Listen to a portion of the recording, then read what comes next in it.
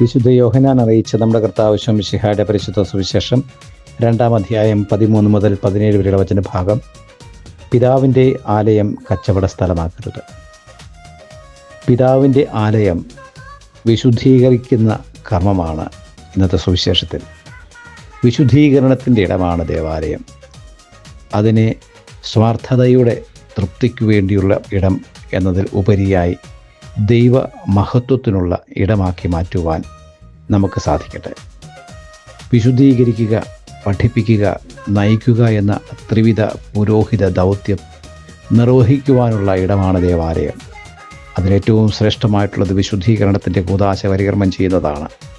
ഈ പരികർമ്മങ്ങളിലൂടെ സഭയെയും വ്യക്തികളെയും പുരോഹിതരെയും സമൂഹത്തെയും ദേവാലയത്തെയും അനുദിനം വിശുദ്ധീകരിച്ചുകൊണ്ട് വിശുദ്ധ സ്ഥലമായി അതിനെ കാത്തുസൂക്ഷിക്കുവാനും വിശുദ്ധ സ്ഥലത്തിൻ്റെ മഹത്വം മനസ്സിലാക്കി ജീവിതത്തെ ക്രമീകരിക്കുവാനും വിശുദ്ധീകരണം നേടുവാനുള്ള ഇടമായി ദേവാലയത്തെ മനസ്സിലാക്കുവാനും തിരുസഭ നമ്മെ ആഹ്വാനം ചെയ്യുന്നു. Have A nice day. God bless you.